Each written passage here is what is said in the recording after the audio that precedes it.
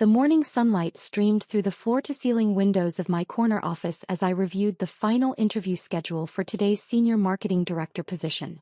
At the top of the list, highlighted in yellow by my assistant, was a name that made me pause: Jessica Brooks. My sister. The same Jessica who, just 3 hours earlier, had stood in our parents' kitchen delivering what she thought was the final blow to my already damaged reputation. I'm Sophia Brooks, though Jessica had taken to calling me the family failure for the past 5 years. At 31, I was the younger sister who dropped out of Harvard Business School, disappointed our parents, and apparently wasted my potential on silly tech ventures that no one in my family understood or respected.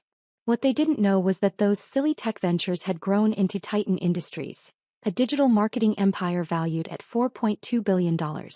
What they didn't know was that the modest apartment I lived in was in a building I owned. What they didn't know was that their embarrassment of a daughter had become one of the youngest female CEOs in Fortune 500 history. And in exactly 27 minutes, Jessica would walk into my boardroom for the most important interview of her career, completely unaware that her future rested in the hands of the sister she'd spent years belittling. My phone buzzed with a text from Marcus, my chief operating officer. Brooks' interview moved to conference room A per your request. Full panel assembled.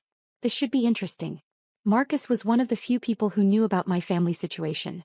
He'd watched me build this company from a tiny startup to a global powerhouse while my own family remained oblivious to my success. He'd also seen the hurt in my eyes every time I returned from a family gathering where I was treated like the disappointing child who couldn't get her life together. I pulled up Jessica's resume on my tablet. Impressive, I had to admit. MBA from Wharton, 3 years at McKinsey, 2 years at a boutique consulting firm specializing in brand strategy. She'd built a solid career in marketing, though nothing compared to what I'd achieved in the same time frame. More importantly, she'd built her career while constantly reminding everyone that she wasn't like her irresponsible sister. Every family dinner for the past 5 years had featured Jessica's subtle digs about my choices, my lifestyle, my apparent lack of ambition. The irony was delicious. Titan Industries was the company every marketing professional in the city wanted to work for. We'd revolutionized digital advertising through AI-driven consumer behavior prediction, created campaigns that had redefined entire industries, and offered compensation packages that made other firms look like internships. Jessica had been trying to get an interview with us for 8 months. I thought back to this morning's confrontation in Mom's kitchen. I'd stopped by to drop off a birthday gift for Dad, a first edition of his favorite novel that had cost more than Jessica's monthly rent, though I'd let them assume it was a used copy from a bookstore. "What are you doing here so early?" Jessica had asked, looking perfectly put together in her interview suit. "Don't you have a coffee shop to run or something?" The coffee shop. That was her latest theory about my income source. She'd noticed that I spent a lot of time at various cafes with my laptop and concluded that I must work for one of them. The idea that I might be running business meetings or managing a global empire from those quiet corners had never occurred to her. "Just dropping off Dad's gift," I'd said, placing the wrapped book on the counter. "Right. Well, I hope you're not planning to hang around. I have the most important interview of my life today, and I can't afford any complications." Complications. Jessica had turned to face me fully, her expression cold and calculated. "Sophia, you're an embarrassment to our name. You're 31 years old with no real career, no savings, no prospects. The last thing I need is for anyone to know we're related." Mom had tried to intervene. "Jessica, that's harsh." "No, Mom, it needs to be said. We've all been tiptoeing around this for years. Sophia dropped out of Harvard, has bounced between random jobs, and lives like a college student. Today I'm interviewing with Titan Industries, the most prestigious marketing firm in the country. I cannot have my career derailed by association with someone who represents everything they wouldn't want in an employee." She'd stepped closer, her voice dropping to a hiss.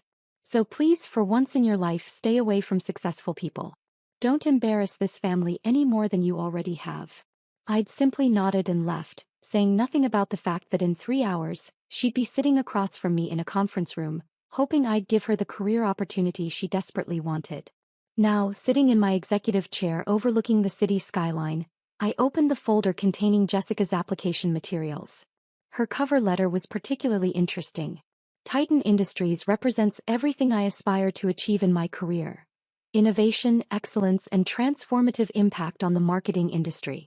I have dedicated my professional life to reaching this moment.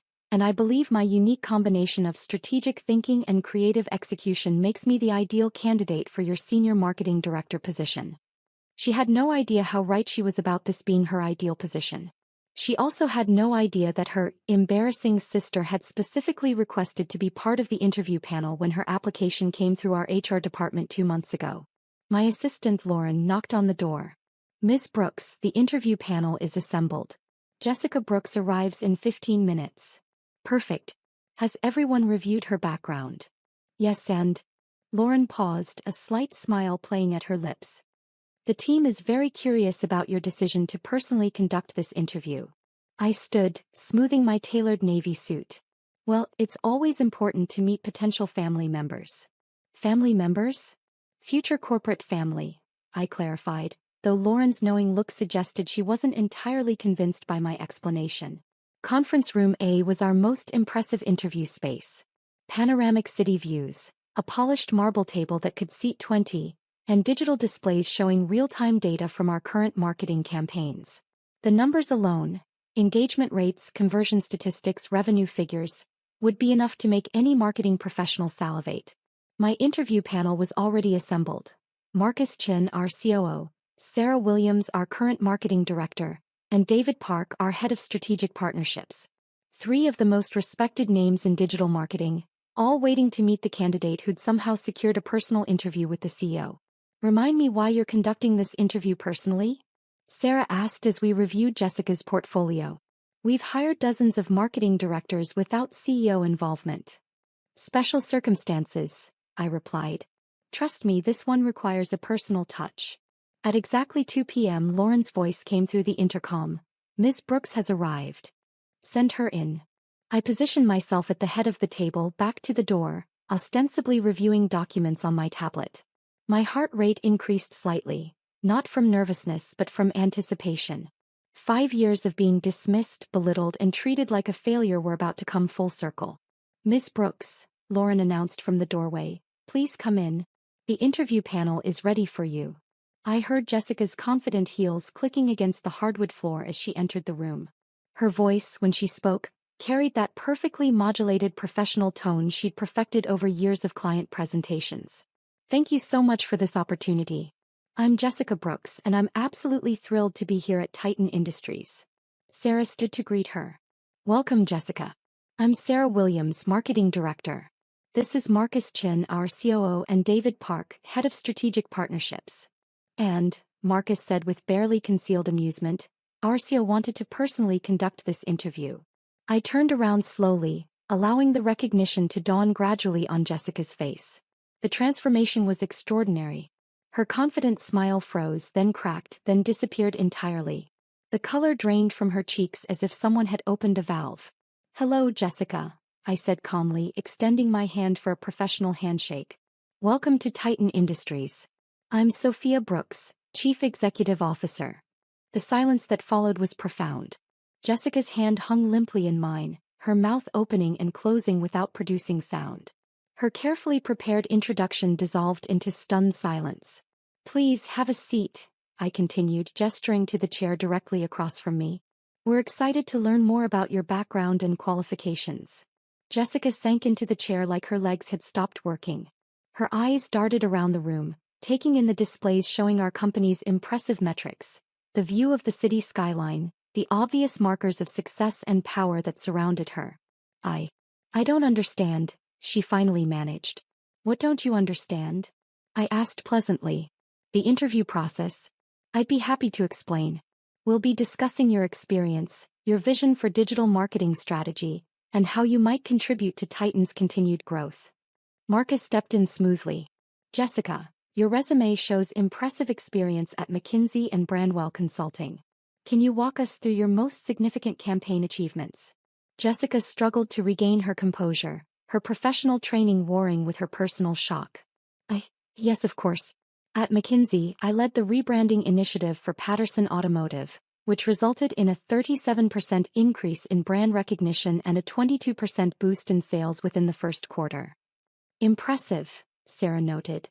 "What was your strategic approach?" As Jessica began explaining her methodology, I watched her carefully. Despite her shock, her professional competence was undeniable. She knew marketing strategy, understood consumer psychology, and could articulate complex concepts clearly. Under different circumstances, she would have been exactly the kind of candidate we sought. But these weren't different circumstances. That's a solid traditional approach, I interjected after she finished describing the Patterson campaign. But at Titan, we've moved beyond conventional marketing strategies. David, would you show Jessica our current Thomson Electronics campaign? David activated the wall display, revealing a real-time dashboard of our most successful current project. This campaign uses AI-driven behavioral prediction to customize messaging at the individual consumer level. We're seeing engagement rates of 89% and conversion rates of 43%. Jessica's eyes widened as she absorbed the numbers. Those metrics are unprecedented. They're typical for us, I said simply. We don't do traditional marketing anymore. We do behavioral science applied through advanced technology. The question is, can you think beyond the frameworks you learned at Wharton? The challenge hung in the air. Jessica looked around the table, clearly realizing that this interview had become about more than just a job. This was about whether she could adapt her entire professional worldview. I'd need to understand your proprietary systems better, she said carefully. But yes, I believe I could learn and contribute to this approach. Learn from whom? I asked quietly. The question's implications were clear. If she got this job, she'd be learning from me. The sister she'd called an embarrassment. The family failure who'd somehow built one of the most successful companies in the industry. Jessica met my eyes for the first time since recognizing me. From you, I suppose. From me, I confirmed. The Harvard dropout. The family embarrassment. The sister with no real career, no savings, no prospects. The other panel members exchanged glances, beginning to understand the undercurrents of this conversation. Marcus cleared his throat. Perhaps we should discuss the position requirements in more detail. Actually, I said, standing up, I think we should take a brief recess. Jessica, would you mind stepping outside for a moment? There are some materials in the lobby you might find interesting. She nodded mutely and left the room. Once the door closed, Sarah turned to me with raised eyebrows. Your sister. My sister, I confirmed. The one who told me this morning that I was an embarrassment to the family name and should stay away from successful people. David whistled low. That's awkward. Is it? I pulled up Jessica's performance metrics from our research department. Look at these numbers. She's genuinely talented. Her strategies are solid, her execution is flawless, and her results speak for themselves. But, Marcus prompted. But she spent 5 years treating me like a failure without ever bothering to ask what I actually do for a living. I walked to the window, looking down at the busy street 44s below. She assumed the worst about me and never questioned those assumptions, even when evidence suggested otherwise. What kind of evidence? Sarah asked. I smiled slightly. I pay for Dad's medical treatments. I bought Mom's car when hers broke down. I've been anonymously funding Jessica's nephew's private school tuition for 2 years. She's benefited from my success while simultaneously condemning me for my supposed lack of it. The room fell silent as the implications sank in. So what's the plan? Marcus asked. Hire her and make her work for the sister she belittled? That seems potentially problematic for workplace dynamics. Or, David suggested, don't hire her and let her wonder for the rest of her life how different things might have been. I considered both options. Through the glass wall, I could see Jessica in the lobby, staring at the awards display showcasing Titan's achievements over the past 5 years. She was reading each plaque carefully, probably trying to understand how her failure of a sister had built something this impressive. There's a third option, I said finally. We hire her but not for the position she applied for. What do you mean? Sarah asked. I turned back to the group. She applied for Senior Marketing Director, reporting to Sarah. Instead, we offer her a position as Special Assistant to the CEO, reporting directly to me. Marcus grinned. That's either brilliant or sadistic. Maybe both. But here's the thing, she's genuinely talented. And despite everything, she's still my sister. This could be an opportunity for both of us to learn something. Learn what? David asked. She could learn that success comes in many forms, and that judging people by appearances is a dangerous game. I could learn whether our relationship can survive the truth about who I really am. Sarah nodded slowly. And if it doesn't work out? Then at least we'll both know we tried. 20 minutes later, Jessica returned to the conference room. Her composure was better, but I could see the questions burning in her eyes. Jessica, I began, after reviewing your qualifications and discussing your background with the team, we'd like to make you an offer. Her face brightened with hope and confusion. An offer? Not for the senior marketing director position you applied for, I continued. For something different. Her expression fell slightly. Oh. We'd like to offer you the position of special assistant to the CEO, with a focus on strategic initiative development and cross-departmental coordination. Jessica blinked several times. That would be working directly for you. Yes, it would. Every day. Every day. She looked around the table, then back at me. Can I ask why? I leaned forward, meeting her gaze directly. Because you're talented, Jessica. Your work at McKinsey and Brandwell proves that. But you're also stuck in conventional thinking patterns that limit your potential. And you think working for you would expand my thinking? I think working with me might teach you things you can't learn anywhere else. About innovation, about questioning assumptions, about the difference between success and the appearance of success. The room fell silent again. Jessica's internal struggle was visible on her face. Professional ambition warring with personal pride, opportunity conflicting with the awkwardness of the situation. What would the compensation be? She asked finally. Marcus slid a folder across the table. The offer details are all there. I think you'll find the package quite competitive. Jessica opened the folder and her eyes widened.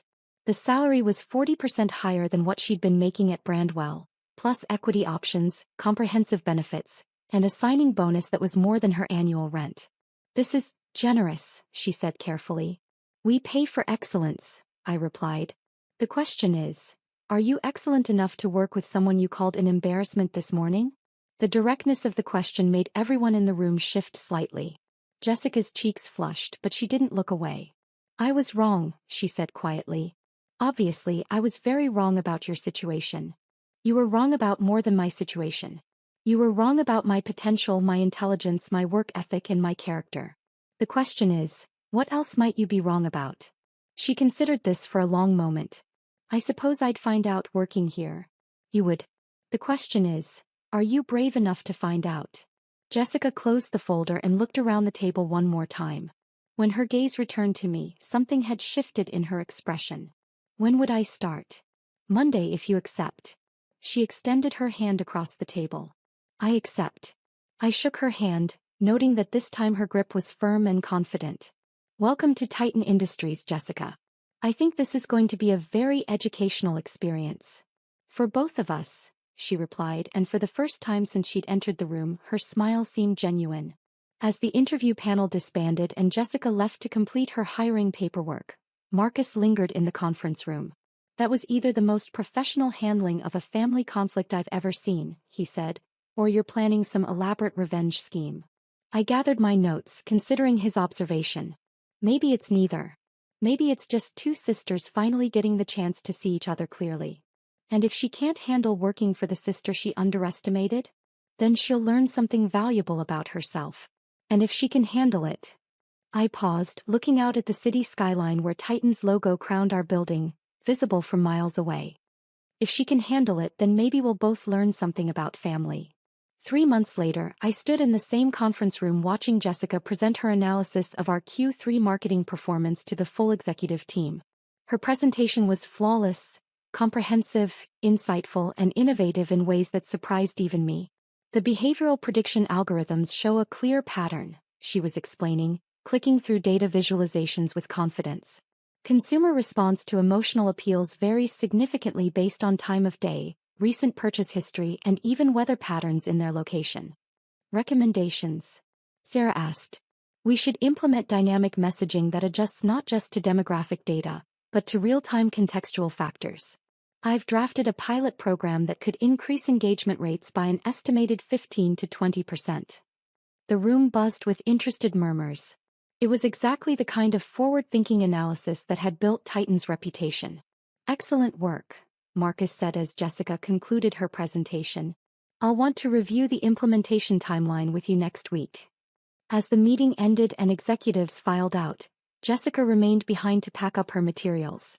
We hadn't spoken privately since her first day, maintaining strictly professional interactions during her integration period. Good presentation, I said, closing my laptop. Thank you. I've been learning a lot about the intersection of technology and consumer psychology. Learning from whom? I asked, echoing my question from her interview. This time her answer came without hesitation. From the smartest CEO I've ever worked with, who happens to be my sister. I studied her face, looking for traces of the resentment or embarrassment that had defined her attitude toward me for years. Instead, I saw something I'd never seen before: genuine respect. Jessica, can I ask you something? Of course. What changed? Between the interview and now, what shifted for you? She considered the question carefully, organizing her thoughts with the same precision she brought to her work. I think, she said finally, I realized that I'd been measuring success by other people's standards instead of actual achievement.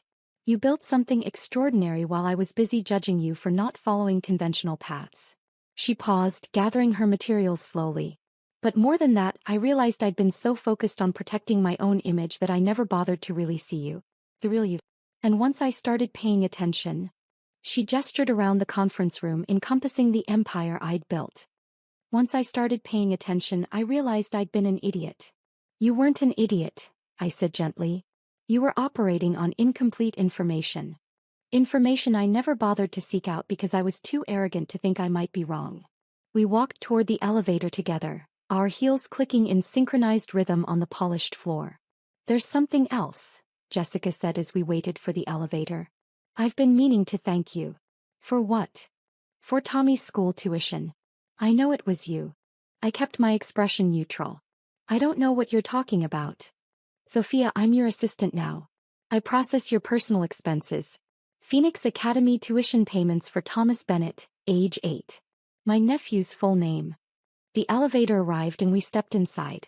In the confined space, the conversation felt more intimate. How long have you known? I asked. About the tuition? 2 weeks.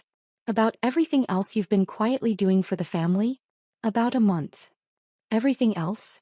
Dad's cancer treatments. Mom's car. The anonymous donation that saved the community center where we used to volunteer. Shall I continue? I pressed the button for the executive floor, buying time to consider my response. Why haven't you said anything? Because I was trying to figure out how to apologize for 5 years of being completely wrong about who you are. The elevator opened onto my floor, but neither of us moved. Jessica, you don't need to apologize for having incomplete information.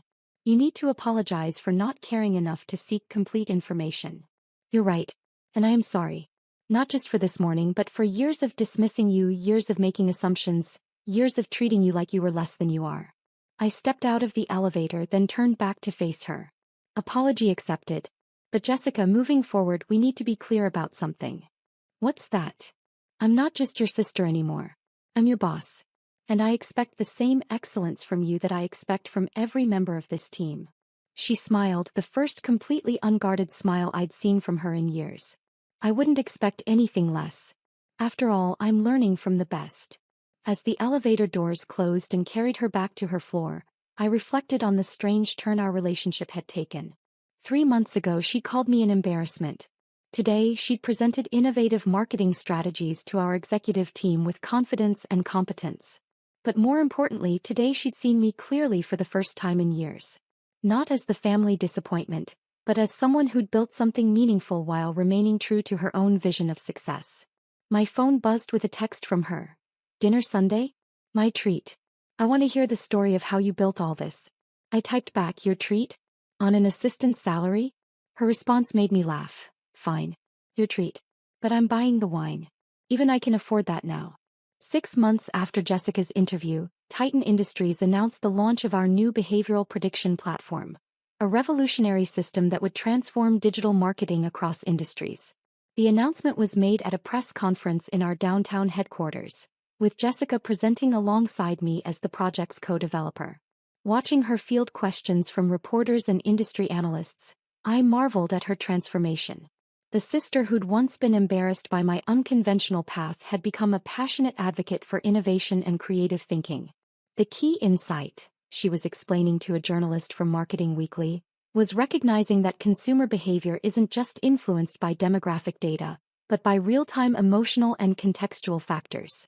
It required completely reimagining how we think about the relationship between technology and human psychology. After the press conference, our parents appeared in the lobby, looking somewhat bewildered by the media attention surrounding their daughters. We saw the news announcement, Mom said, hugging us both. Though I have to admit, we don't entirely understand what you've built here. What we've built, Jessica corrected gently, is a company that's changing how businesses connect with customers. And Sophia did most of the building while I was busy being obtuse. Dad looked around the gleaming lobby with its digital displays and bustling activity. This is really yours, Sophia? This is really mine, Dad. And Jessica works for you? Jessica works with me, I corrected. She's been promoted to Vice President of Strategic Innovation. Jessica grinned. Best career move I ever made, accepting that interview. As we walked them through the offices, showing them the teams of developers and analysts who brought our vision to life, I realized something had fundamentally shifted in our family dynamic. Not just between Jessica and me, but in how our parents saw both of us. You know, Mom said as we concluded the tour, I owe both of you an apology. We always pushed Jessica to be the successful one and assumed Sophia was struggling. We never bothered to really look at what either of you was actually achieving. Success comes in many forms, I replied. It took all of us a while to understand that. That evening, as Jessica and I worked late on the next phase of platform development, she looked up from her computer with a thoughtful expression. Can I tell you something? She asked. Of course. This morning at the press conference, when I was talking about reimagining the relationship between technology and human psychology, I realized I was also talking about us. I raised an eyebrow. How so? We spent years operating on incomplete data about each other, making assumptions based on surface observations instead of digging deeper to understand the real patterns of behavior and motivation. And now I understand that the sister I thought was aimless was actually building something extraordinary. And you understand that the sister you thought was shallow was actually capable of growth and change. I smiled, saving my work and closing my laptop. So what's our next hypothesis to test? Whether two sisters who finally see each other clearly can build something even better together than either could alone. I like that hypothesis, I said, gathering my things. Want to start testing it tomorrow? Actually, Jessica said, I think we started testing it 6 months ago. And the early results look very promising. As we walked out of the building together, passing under the Titan Industries logo that had become synonymous with innovation and excellence, I reflected on the unexpected journey that had brought us here. Jessica had been right about one thing in her original assessment. This job had been the most important interview of her life. Not because it launched her career, but because it forced her to confront her assumptions about success, family, and the dangers of judging people by appearances. And for me, it had been the most important hiring decision I'd ever made. Not because Jessica was exceptionally qualified, though she was, but because it proved that sometimes the best way to change someone's mind about you isn't to argue with them or prove them wrong. Sometimes the best way is simply to give them the opportunity to see who you really are. The city lights twinkled below us as we walked to our cars, two sisters who'd finally learned to see each other clearly. Tomorrow would bring new challenges, new innovations, new opportunities to prove that the most powerful transformations happen when people are brave enough to question their assumptions. But tonight, it was enough to know that the family embarrassment had become the family success story, and had brought her sister along for the journey.